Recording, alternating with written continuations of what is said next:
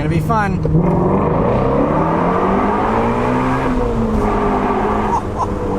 What's up everybody, Matt and Maran here for another car review. This is of course the 2020 Ford Mustang Shelby GT350.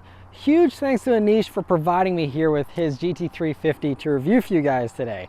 So about the 2020 GT350, well, this is the last year for the iconic GT350 with its epic Voodoo 5.2 liter flat plane crank V8 engine, the glorious sounds, the fantastic handling. This car is just so incredibly special, and it's so sad that this car is now officially out of production, and it's the end of an epic era here with Ford Performance. And so I just already reviewed a 2016 GT350, but I hadn't done one with the new changes that were made for 2019. And so whenever Anish offered his 2020 here, I was more than happy to take another spin in a GT350. It's an incredibly special car, and it was actually one of my craziest reactions to date, I think. And so I'm excited to take this one out and relive that again. But as far as the looks here on the GT350, they're still just so mean and so sinister, and especially here in black with the black wheels and everything, it really does look like Batman's car. And I even had a passerby whenever I was filming this review that also commented, that looks like Batman's car. It really is so sinister, yeah, black really suits this car very, very well. I just love, you know, the wider front fenders you get here on the GT350s. They look so cool. And also, you know, these headlights from the Mustang, which date back to the 2015, don't have the new headlights you get on the newest Mustangs. I think they've aged very well, and honestly I think that they still look fantastic here even in 2021.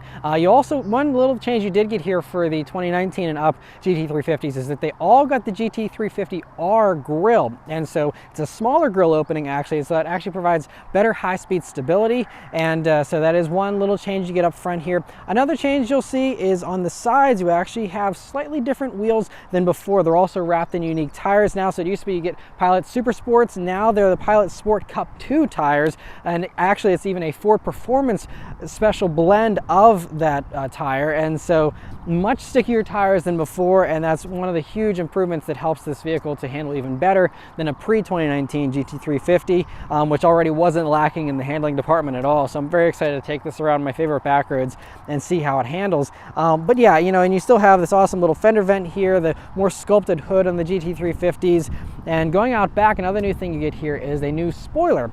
And so if you do get the handling package, you get an extra little gurney flap on top of the rear spoiler as well, which gives you some additional rear downforce. This one does not have the handling package. That also gives you adjustable camber plates, so you can change the camber a little bit, but this one doesn't have that. I mean, I think, you know, it's fine to not have it, especially if you're not going to be tracking the car, you know, very regularly. You know, you can save yourself those few dollars, but I think it looks really good, you know, just with the standard spoiler there in the back. You still have, of course, the iconic Mustang taillights and the, you know, more aggressive rear diffuser, the quad exhaust that are unique to the Shelby here and stick out.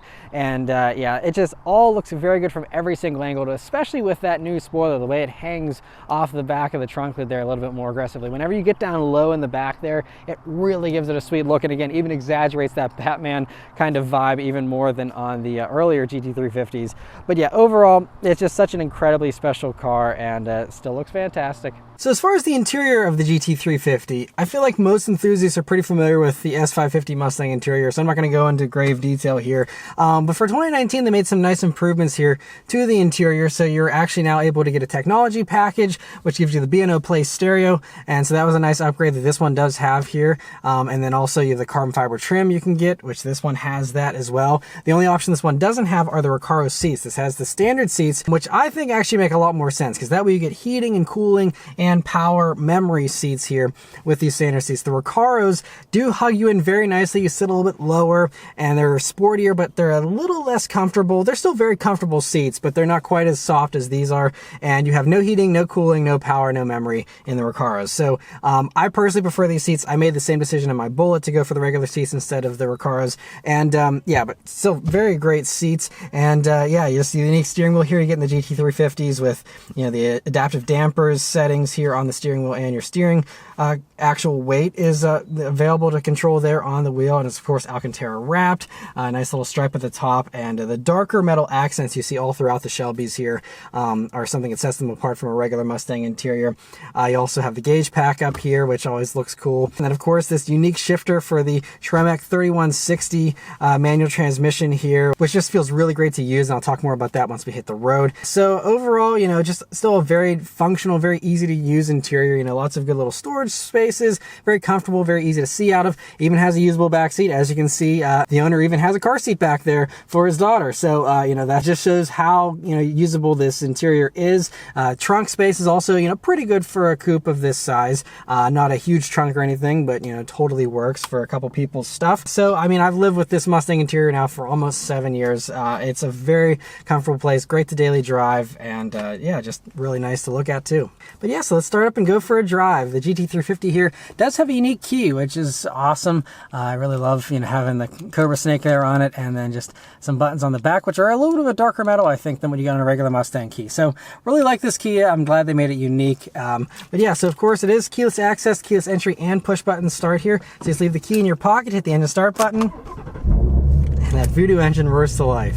All right, so setting off in the GT350. Well, the first couple of things you'll probably want to do is first put the exhaust into its sport mode. It is an actual dual mode exhaust, and immediately makes it sound much better. It's kind of crazy how quiet it is in the normal mode, and it's not as much fun, so definitely that's the first thing I do. Also, I'm going to be doing this review with the windows down. I apologize for any wind noise, but it just sounds way too sweet on the outside to not have these windows down, so you're going to enjoy this glorious sound, which is, you know, like I'll be talking about later, a dying breed and something we're not going to be able to enjoy, you know, very much longer, at least in brand new cars. And so anyway, other things, you know, great visibility here in the GT350s, even with the, you know, slightly more aggressive hood, still great sight lines. You can easily see the ends of your front fenders there very well, so great for, you know, positioning this if you do any kind of track driving, and also makes it very easy to drive just in normal driving too.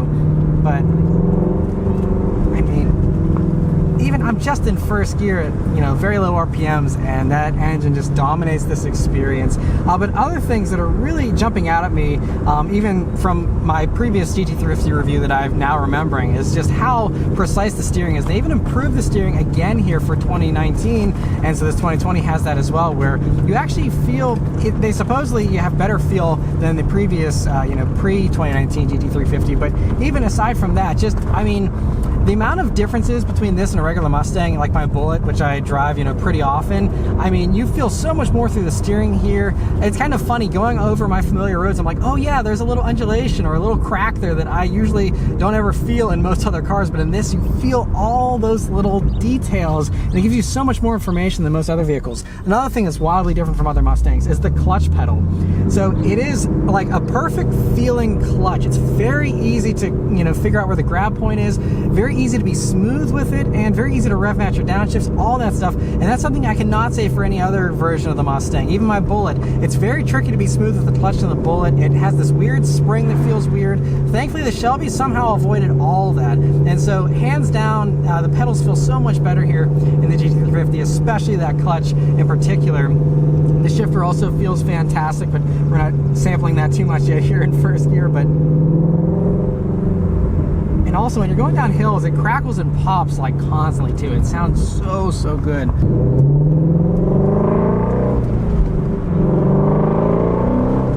It's just 3,500 RPMs. There's going to be a whole lot more of that, so stay tuned for some higher RPMs. But otherwise, though, you know, so they actually did also recalibrate the MagnaRide dampers here for the 2019 revision, and so you know, they're supposed to help with handling a little bit more. They also did change up the spring rates, so the springs are 10% stiffer in the front to give you more stable braking, and then in the rear, the springs are actually 6% softer, but then you also have a stiffer anti-roll bar, so it again helps with all that handling, give you better stability. And again, most of these changes were all about track driving. That's why we have Pilot Sport Cup 2 tires on this thing now, instead of, you know, the more ordinary Super Sports. So I mean, really a lot of these changes you're probably not even going to be able to appreciate as much on the street unless you're driving way over the speed limit. You know, it's just one of those things, you have to really push this thing to probably tell the huge differences between this and a, you know, pre-2019 GT350, to be honest. but compared to a normal Mustang experience, it is, like I said, a completely different experience because you don't have any kind of automatic rev matching downshifts or anything like you get in my Bullet, for example, for 2019. You know, so you have to do it yourself, but again, with the clutch being as easy as it is in here, it's a joy to do all that stuff. And so it really gives you a more raw feeling here in the GT350 over, you know, the regular Mustang GTs of the performance package and things like that. All right, so we're about to wake the dead with the glorious sounds of Voodoo. Let's turn down onto this back road here, see how it does. Here we go.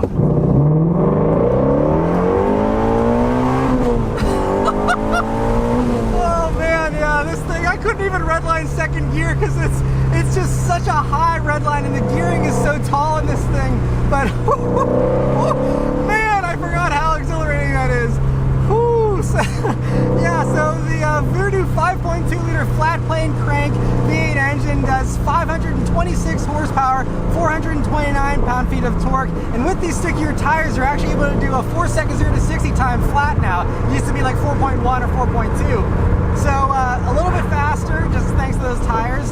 Who even cares though? I don't even care about how fast I'm going. I just love the adrenaline rush of the way this thing builds power.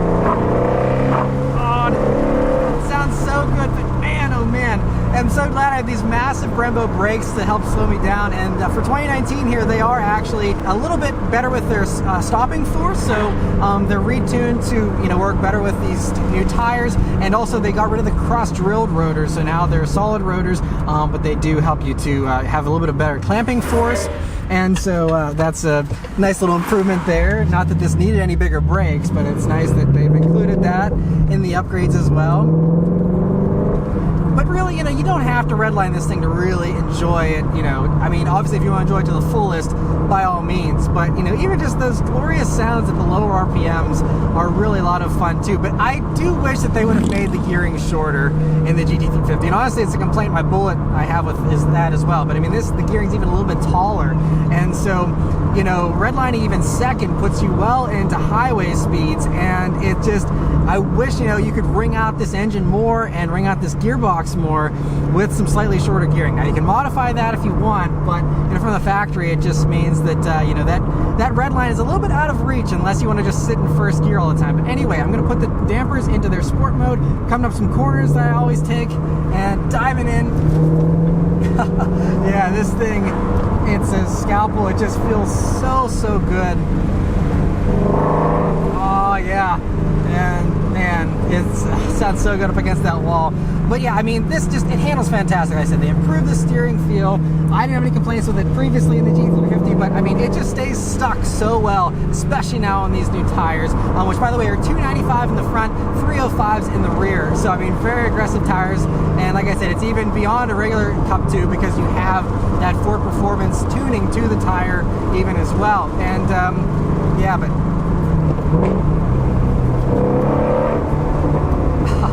that's second gear. Stay out of third because it just, second gear is where it's at, I think. And it will play around with you if you get aggressive on your throttle inputs coming out of a corner. So it still has that danger to it and that playfulness. And I have all the, you know, stability control and stuff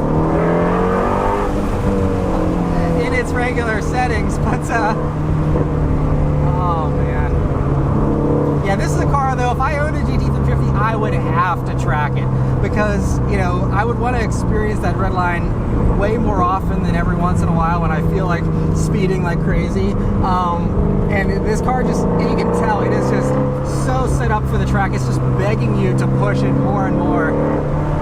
And I mean, this is just a walk in the park for this thing, even on, you know, some tighter back roads and stuff. But yeah, it's such a special experience too. Again, you know, thanks again this manual too being unique from all the other Mustangs aside from now the Mach 1. But this Trimac, yeah, 3160 is really precise with its shifts and has a wonderful weight to it as well. So it's very positive with the shifts. It feels a good bit better than the MT82 in my Bullet, for example. And so, I mean, I know a lot of people really hate the regular Mustang manual transmission. I personally don't think it's awful, but is clearly, you know, this Trimac hands down is much better.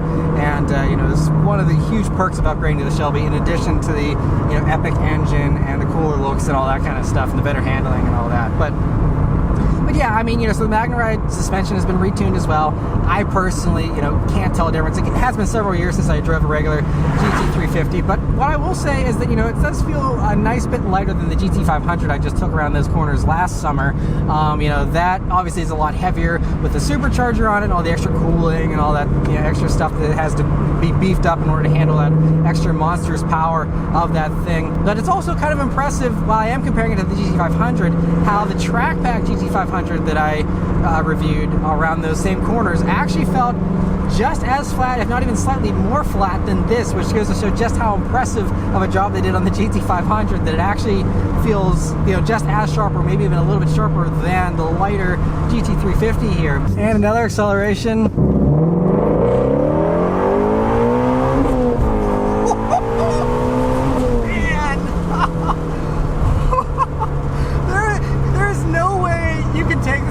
And not go nuts. If you don't go nuts going to redline in this thing, you don't have a pulse. You don't have one. Like, I don't know how anyone could drive this thing with a straight face to redline. It is it'll just make you giggle, like how I often do in a lot of other vehicles. I mean, this car is guaranteed giggle factor for sure. This thing, but even the mid-range of this thing is so sweet. I mean, there isn't a ton of torque. That has been one thing about the GT350s that hasn't been great. 6th gear on the highway, if you're doing 60 miles an hour, you're going to want to downshift once or twice if you want to actually pass someone, with a decent amount of speed. But this engine is not for people who want torque. If you want torque, there's plenty of other Mustangs or even just other muscle cars that will give you instant power and torque with the Hellcats and even the Camaro ZL1s and stuff like that. This is about ringing it out and having that experience. Yeah, it's the absolute best when you have hills on both sides. Let's try second.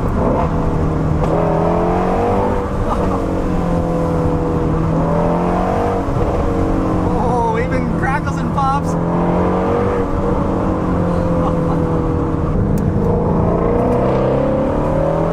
Yeah, it's crazy how it still slingshots out of corners though, even with rear-wheel drive, that insane amount of power that it has there to put down. Oh, it just sounds so good.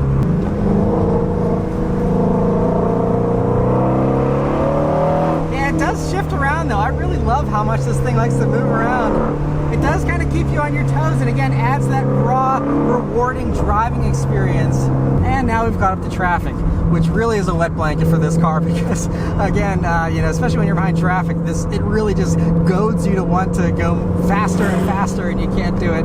But then you just relax and listen to that, which, I mean, I could listen to that all day. I don't know about you guys, but even if this thing drove like crap, if you heard that all day, I could live with just about anything, honestly. But with these aggressive tires, as we go over roads here that have some imperfections and undulations and stuff, I mean, you really are fighting the wheel a little bit with how it just wants to go into those grooves in the road and those little divots and stuff. It's kind of funny. And again, it's something that's really rare in even a lot of sports cars these days, which tune out so much feel. It's just kind of amazing the bargain of the GT350 still. Like, even for the 2019 revisions, they raised the price by a few grand. It still is a screaming bargain. Now, obviously, you can't buy them new anymore, so the pricing's kind of moot, because now it's just good luck finding one for a decent price used. But, it's just kind of crazy, just, for $60,000 that you were able to have something this raw, this visceral, with this special of an engine, a fantastic transmission, just the preciseness of the steering and all these things for $60,000. And I think it's hard for any other car to really match the specialness of the GT350 under $100,000. I think it's kind of hard to do, and it's just one of the other reasons why this car is so iconic already, and will go down in history as being, one of the most iconic Fords of all time, I think. And it's also worth noting, going over these bumps, by the way, it still is totally comfortable too. It's not like it's, knocking your teeth out every time you hit a pothole. It's actually pretty comfortable even in the sport mode on the magnetic dampers. So even the normal mode soaks it up a little bit more. Now, the MagneRide doesn't make a huge difference in my opinion, unless maybe you're on a track, you can feel some bigger changes. But, out on the road, I noticed this in my Bullet as well, there's not a huge difference in the way that it feels with those different settings, in my opinion at least. But just in either mode, it still is a very comfortable thing to drive. Shelby. So if you want to daily drive one of these every day, you totally could.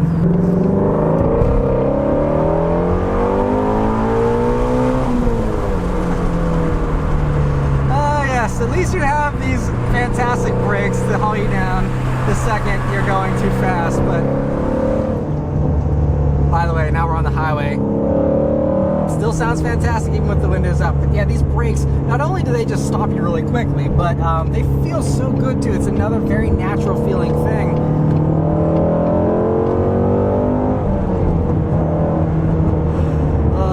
This thing is so special. But I really love how, I mean, the second you start just getting on those brakes, they immediately start to clamp down pretty quickly.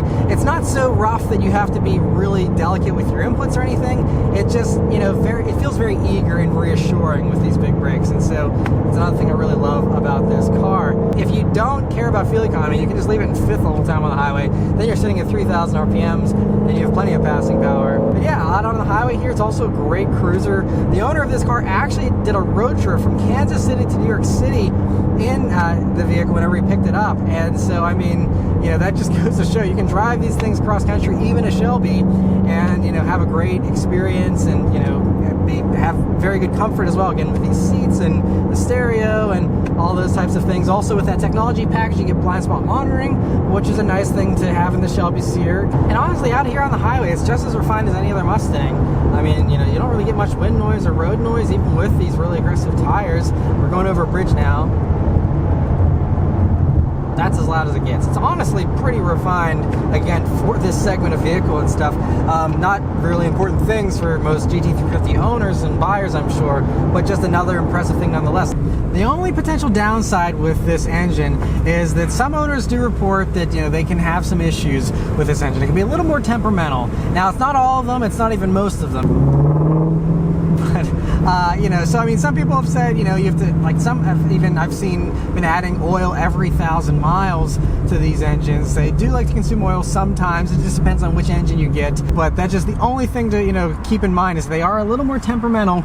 And so just one thing you're going to want to be, you know, prepared for if you do get one of these. But with the awesome sounds of this, I think most people probably that are enthusiasts that want this are more than happy to put up with a little bit of temperamentalness for this awesome sound. But we're going under some overpasses here.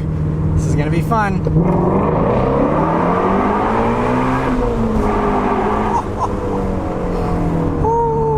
Yep. That's only part of the GT350 story, but it is one of the best parts of this car. It is such an epic car, and I'm not going to keep repeating myself over and over again, so we'll just keep this one a little bit shorter. But yeah, huge thanks to Anish for allowing me to review his epic GT350, the last year of this car. You know, in addition to them being such good values, I mean, this is a car that will appreciate, and it is going to, you know, go down in history as, you know, it's already a future classic. It will become a very collectible car. It already is, but even more so as things get more and more silent and we go for more and more EVs. Stuff like this is going to get even more special than it already is. And so not only is it a fun experience, but it's also probably an excellent investment in the long term. So just another thing to sweeten the deal here of the epic GT350s. But yes, that's about all my thoughts on the GT350. I'm going to miss this car. Let me know your thoughts on them in the comments below. Thank you guys very much for watching. I'll see you on the next one. Take care.